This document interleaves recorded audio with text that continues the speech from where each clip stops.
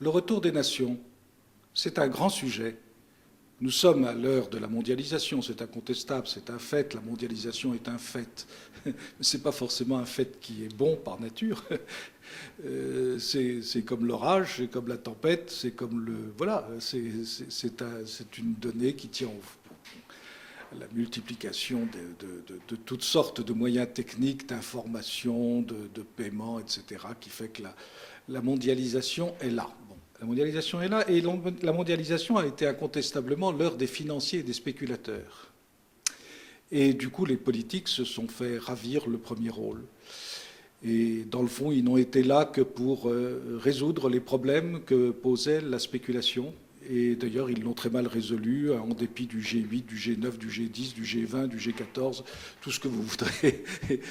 Tout ça, ce sont des rencontres. Bon, ils essayent de faire quelques petites choses, mais les prétendues grandes réformes, elles n'ont pas lieu, elles ne peuvent pas avoir lieu dans ce cadre de la mondialisation, de prétendue régulation de la mondialisation. En revanche, c'est le retour des nations, et c'est là l'heure des politiques. Si les politiques voulaient bien réfléchir, les politiques français, sont-ils capables de réfléchir ?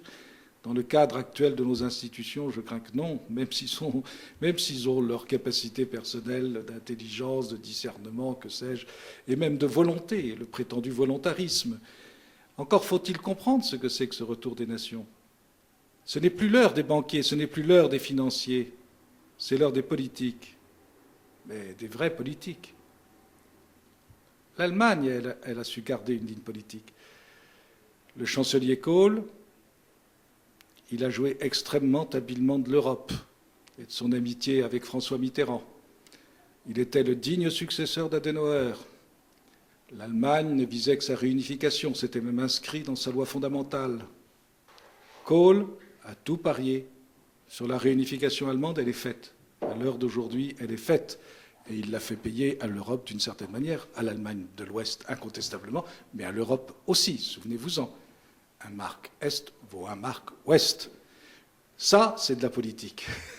C'est le contraire des banquiers. Ça coûte cher, mais ça se fait. Et c'est un projet, c'est une volonté, c'est une intelligence. Alors l'Allemagne est malade de sa démographie, malade de beaucoup de choses. Mais l'Allemagne a une continuité malgré tout dans sa politique nationale. Elle se fait à l'Europe, mais elle se défra de l'Europe tout aussi bien. L'Europe a servi à sa politique nationale. Et maintenant, elle s'entend avec la Russie, elle a reconstitué la Mitteleuropa, elle sait ce qu'elle fait. Ce qui ne l'empêche pas d'avoir un énorme problème de civilisation et un non moins énorme problème de démographie. Mais l'Angleterre, elle est toujours là. Le mariage du prince William et de la princesse Kate a été, de ce point de vue-là, absolument révélateur. La monarchie anglaise est là, les républicains anglais auront beau faire des lazzi et tout ce que l'on voudra. L'Angleterre éternelle se retrouve dans sa dynastie. Quand on pense à ce qu'était la dynastie française, la dynastie anglaise, c'était rien par rapport à la dynastie française. Les Français ont méprisé leur dynastie, et en revanche, ils écoutent à la télé, ils regardent à la télévision la dynastie anglaise. Il faut le faire. Et d'ailleurs, il faut dire que le protocole était admirable, que les jeunes princes étaient, eux aussi, je crois, d'une certaine manière admirables, en tous les cas très représentatifs de ce que pourrait être une Angleterre de demain. Ils sont là, ils ont des difficultés considérables, financières, économiques, d'immigration, etc. Tout ce que l'on veut. Mais l'Angleterre a un projet. Et ce projet est un projet national. Et on le voit bien avec Cameron. L'Irlande. L'Irlande, elle est obligée maintenant, devant la catastrophe financière, d'essayer de résoudre son problème, mais elle a bien décidé de ne pas répondre aux diktats européens. Elle gardera sa ligne de conduite. L'Irlande, elle est d'abord et fondamentalement irlandaise. Quand elle fait appel à l'Europe, c'est uniquement pour renflouer ses banques. C'est pour l'intérêt qu'elle y trouve. Elle n'a jamais trouvé dans l'Europe que son intérêt. Elle résoudra son problème. Elle est nationaliste. La Pologne, pareillement. La Pologne ne se laissera pas dicter sa loi par on ne sait quelle commission européenne ou on ne sait quel Parlement européen. Les Polonais sont catholiques, ils croient au destin de leur Pologne. D'ailleurs, ils sont moins affectés que les autres par la crise et ils sont bien décidés à ne pas se faire piéger par l'euro, puisqu'ils très heureusement, ils n'en font pas partie. La Finlande, ça y est, on voit très très bien. Les Finlandais, le parti des vrais Finlandais a fait manifester sa voix, mais les conservateurs qui sont maintenant liés à eux vont devoir suivre la même politique. Et qu'est-ce que c'est? C'est la Finlande éternelle. C'est la nation finlandaise. Et il n'est pas question que le Finlandais paye pour le Portugais. Ils l'ont fait savoir, ils l'ont dit. Et ils n'ont rien à faire de la Commission européenne. Et entre nous soit dit, ils ont raison. La Hongrie de Viktor Orban, eh bien, elle se dit maintenant chrétienne. Elle veut que ça soit marqué dans sa constitution. Elle réécrit sa constitution. Elle essaye de redonner de la durée à ses institutions. Alors évidemment, tous les journaux de France, et hélas pas de Navarre, tous les journaux de la République française sont là à pousser des cris d'orfraie. Mais les Hongrois ont décidé d'être Hongrois parce qu'ils en ont assez. Et ça se comprend. Il faut faire attention. À jouer la mondialisation perpétuellement, à jouer le multiculturalisme, mais les peuples vont se révolter. Alors qu'est-ce que l'on veut? Que le monde soit dirigé par des banquiers ou que le monde soit dirigé par des hommes politiques sages? Sinon, les hommes politiques ne deviendront plus sages. On a connu ça. La Suisse. La Suisse, elle est toujours la Suisse.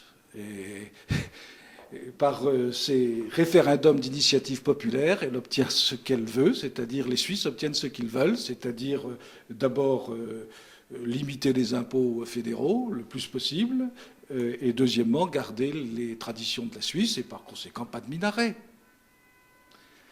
Et alors on a beau protester, on a beau hurler, mais qu'est-ce qui proteste, qu'est-ce qui hurle? Sinon les éternels mêmes journaux de gauche, indéfiniment la pensée de gauche, mais on en a plus qu'assez. C'est insignifiant, d'autant plus que ces gens-là sont toujours des gens protégés. Aucun d'entre eux n'a pris à sa charge véritablement ces problèmes. C'est des discours, c'est des articles, ce n'est rien d'autre, ou bien ce sont des mots, bref. Ce sont des salonneries. Eh bien, tout cela est extrêmement significatif. Les États-Unis eux-mêmes connaissent ce renouveau national, alors sous une forme qui nous paraît un peu infantile, vue de loin, parce que les Américains sont des grands enfants, tout le monde le sait. Voilà, très bien, très bien. Mais entre nous soit dit, Obama est aussi bien un grand enfant que les Tea Party. Enfin, c'est en réalité du même ordre. La vérité, c'est qu'à l'heure actuelle apparaît l'heure des nations, et à travers tous les continents, que ce soit en Chine, que ce soit au Japon. Le Japon, avec son épreuve, a décidé d'être plus japonais que possible, que jamais. Et ils vont s'en sortir, malgré leur dette effroyable, malgré les difficultés. Le Japon croit au Japon éternel. Et il en est ainsi de tous les pays, sauf les pays qui sont dans un état de chaos, malheureusement beaucoup de pays africains. Mais il n'est pas dit que derrière la révolte arabe, il n'apparaissent pas de nouveau des nationalismes. Et nous, c'est tragique. Nous, les pays du sud de l'Europe, eh bien, nous sommes très, très mal pris. Parce que ce soit l'Italie, que ce soit la France, que ce soit l'Espagne, que ce soit le Portugal,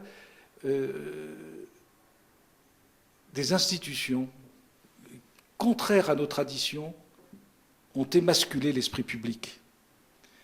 Je crois qu'en Espagne, il subsiste, plus vivant. Il y a une Espagne catholique, une Espagne traditionnelle, qui vit toujours et qui se manifeste. Il y a, je crois, un Portugal également, qui est capable de se manifester. Il y a peut-être en Italie des forces très diverses, parce que l'Italie, comme chacun sait, est une nation plus que récente et qui n'existe pas véritablement en État national. Mais la France, c'est la France qui est inquiétante. La France, elle est dans une contradiction perpétuelle. Toute son élite gouvernementale, toute son élite intellectuelle est dans une contradiction perpétuelle. Écoutez-les. C'est pas difficile. Leur discours, c'est toujours la même chose. Là, ils n'ont plus de projet français. Sauf par-ci, par-là, quelques perles de nos anciens fleurons, voilà, de nos anciens fleurons que l'on essaye de conserver. Très bien, ça c'est la force de la France. Mais à l'heure actuelle, pour sauver l'Europe, sous-entendu la France, il faut faire davantage d'Europe. Les Français sont les seuls à constamment vouloir avancer dans le projet européen pour bloquer les choses et les rendre irréversibles. Et en même temps, à chaque fois que le projet européen avance, les intérêts français sont compromis, que ce soit la politique industrielle de la France, que ce soit la politique agricole commune, que ce soit maintenant les questions d'immigration. On l'a bien vu avec l'affaire de Schengen, l'affaire des Tunisiens qui recevaient leur carte de séjour, leur permis de séjour de l'Italie et qui remontaient en France. On a bien vu que la prétendue structure européenne jouait constamment contre les intérêts vitaux de la France. Eh bien, la France, elle en est là, cette contradiction. On va faire plus d'Europe au moment précis où il faut sauver ses intérêts à elle. Et alors elle proteste. À chaque fois qu'on fait plus d'Europe, elle proteste. Il faut entendre les ministres, Monsieur le maire, qui protestent contre les décisions concernant la politique agricole commune. Mais enfin, c'est quoi cette contradiction perpétuelle? L'Europe va leur échapper, elle leur échappe déjà. C'est dramatique. La France devrait retrouver son ensemble, son projet, et puis l'Europe, on verra après, l'Europe. Et je crois que nous sommes dans un piège, que ce piège va apparaître de plus en plus cruel au cours de l'année 2012, et qu'ensuite il se posera des questions qui seront des questions de vie et de mort. Ce serait dommage qu'en France, il n'y ait pas des politiques, il y a eu autrefois au XVIe siècle un parti des politiques, qu'il n'y ait pas des politiques pour reprendre l'idée nationale française qui, il faudra bien y venir un jour, ne peut être qu'une idée royale.